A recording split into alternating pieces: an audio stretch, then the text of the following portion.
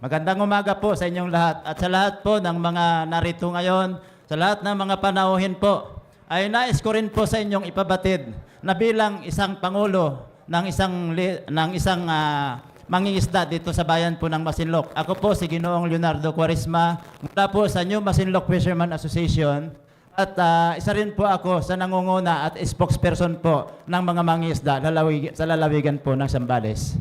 Sa ngayon po, ako po ay nagsasalita ngayon at nais kong iparating sa inyo kung ano po yung nararanasan ng ating mga mangisda, hindi lamang po dito sa bayan ng Masinloc, kundi sa lalawigan po ng Zambales. Sapat mula po nung nag-stand up ang Scarborough Shoal o ang Panatag Shoal o ng Baho de Masinloc, ay totoong natigilan na po, ay totoong malaki na po yung pagbabago ng pangingisda ng ating pong mga kababayan, ng ating mga ibang mula sa ibang ng ating bansa. Mula po sa Pangasinan, mula po sa lalawigan po ng Bataan, at marami pa pong iba na pumupunta po na nangingisda sa lugar natin.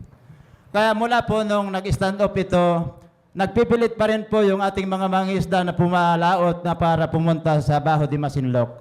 Subalit nararanasan na po nila ang pambubulit tungkol dito ng mga Chinese Coast Guard. At maliban dito, dito na po hinaharang yung ating mga mangisda, pinipigilan na pumasok doon sa loob ng lagon. At ganoon din po ay kinukuha yung magagandang huli ng ating mga mangisda. At kanila pong kinukuha ano yung kanila, hindi maibigan yun na lamang po ang naiuwi ng ating mga mangisda. Ganyan po kalungkot na nangyayari sa ating pong mga mangisda dito po sa lalawigan ng Zambales, ang ating karatig lalawigan sa ating pong bansa. Kaya kakalungkot po ito sa amin sapagkat mayroon pong nakakaranas ng water cannon.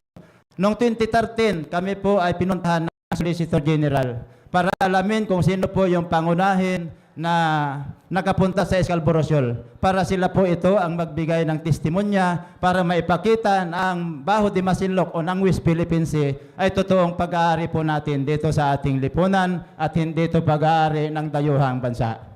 Kaya nagbigay po ako ng 6 noon na nagbigay po ng testimonya sa UNCLOS para magpapatibay na ito po yung pangunahing nakadiscovery sa West Philippine Sea. At maliban po dito ay noong 2016 naibaba po ang desisyon na naipanalo po natin ang kaso sa tribunal.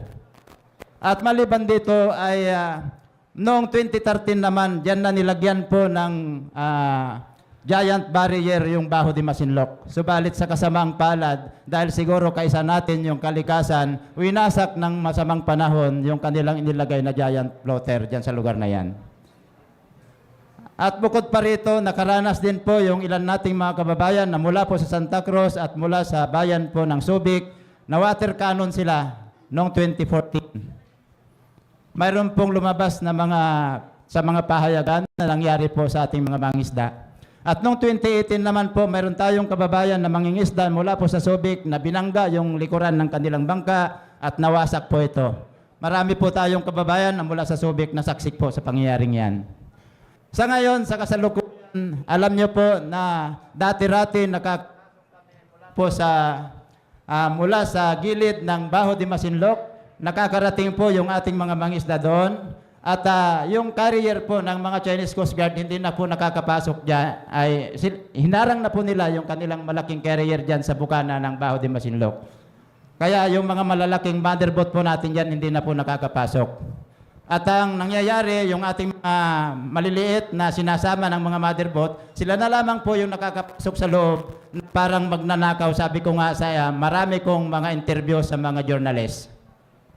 At maliban dito, ang nangyayari, pagka nakita nila yung ating mga mangisda na nakakapasok dyan at marami na silang huli, dyan na po nangyayari yung sinasabi nila na pinapalabas pa noon na barter yung nangyayari. Pero hindi naman po totoong barter ang pangyayari dyan, kundi ito ay isang pambubuli sa ating mga kasamang mangingisda na kinukuha nila minsan nagkakahalaga ng 10,000 yung kanilang kinukuhang huling isda at ang pinapalit nila ay 5 kilong noodles na may expired pa yung kanilang binibigay.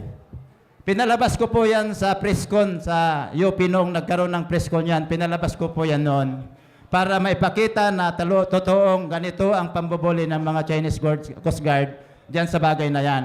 At itong huli, nung dati-rati, nakakalapit pa yung ating mga mother boat mula po sa 1 nautical miles, 2 nautical miles, 3 nautical miles, pero sa kasalukuyan po ngayon, itong huling paglayag po namin dyan, hanggang sa 24 nautical miles na lang po yung aming mga distansya ng mga mother boat natin dyan, na hindi na po totoong pinapalapit na yung ating mga mother boat para sa ganun ay hindi po mahirapan yung ating mga mangisda.